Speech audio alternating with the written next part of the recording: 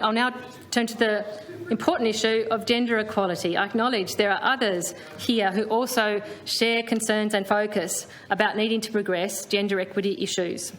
I particularly thank you, Madam Deputy President, as the member for Murchison. In your recent contribution, you spoke about this in detail, and I think our comments will align well. I also acknowledge and thank you for putting forward a motion to establish a select committee on gender equity, which I think is an excellent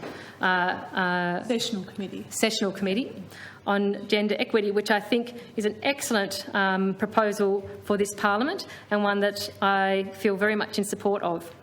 Clearly, this is not a new issue or challenge. However, globally, the COVID-19 pandemic has shone a spotlight upon the entrenched gender fault lines impacting too many women and girls.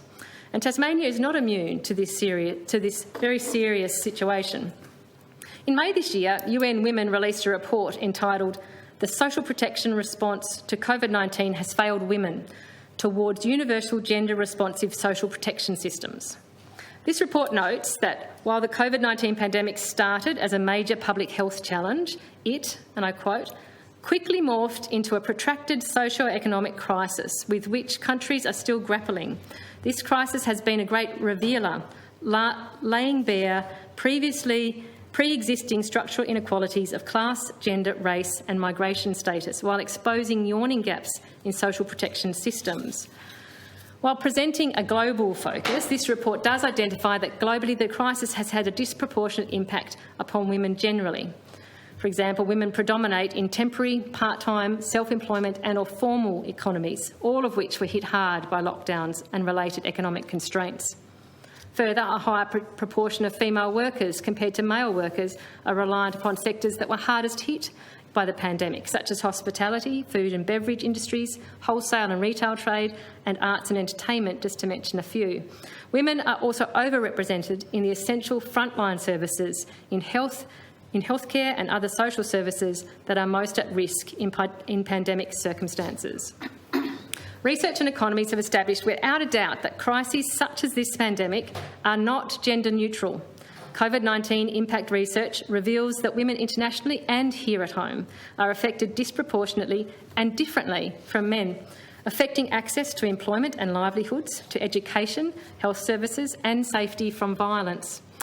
At the national level, the AMA released in March this year a statement on the impact of COVID-19 on women, which corroborates the global research of the UN reports. This statement from the AMA includes this.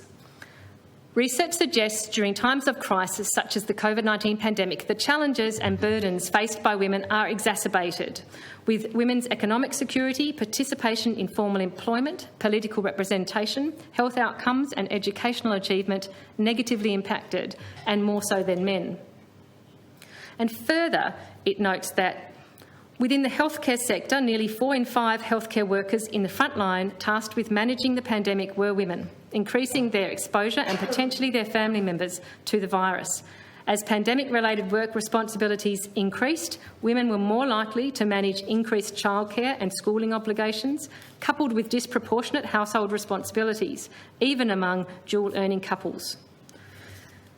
Madam Deputy President, in light of the pandemic experience last year, with even more urgency, I called for the 2020-2021 state budget to include a gender impact statement, with other jurisdictions such as Victoria, for example, including it as a matter of course.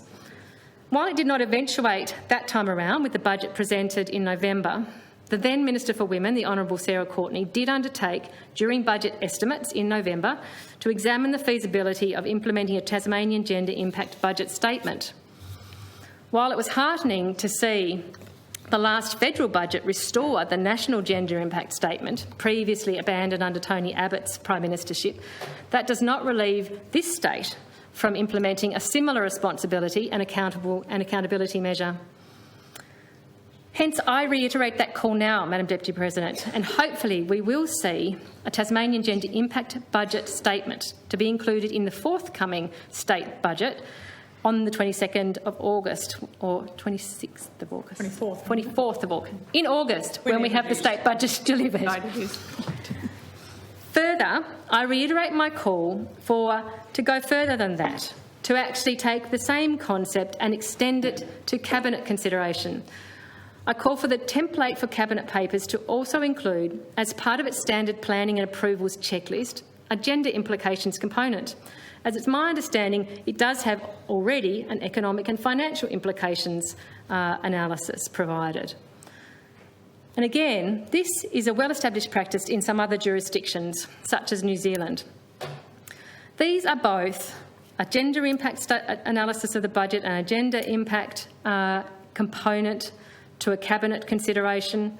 These are only small initial steps, but what they seek to do is ensure that gender equity implications and ramifications of the government's decision-making processes upon the immediate and long-term well-being of Tasmanian women and girls is identified. It's acknowledged and hopefully addressed in a more meaningful and effective manner. I had been hopeful that the Governor's address would provide an update regarding the progress of the inquiry into the parliamentary workplace culture that was agreed to in March by the presiding officers, all three party leaders and the Assembly Independent at that time, just prior to the election being called. It's interesting to note that the South Australian Parliament has just established a joint committee to inquire into and report on recommendations which arose from the South Australian Equal Opportunity Commissioner's report into harassment in that parliamentary workplace. That committee has also been charged with drafting an MP's Code of Conduct for consideration of both houses of the South Australian Parliament. So they've not only done their harassment assessment of their parliamentary workplace, they now have a committee working on progressing that. We also know that the federal parliamentary inquiry of a similar manner is progressing, and it would be a shame to see Tasmania abandon this worthwhile endeavour and risk falling behind as a responsible parliament that ensures its workplaces are safe.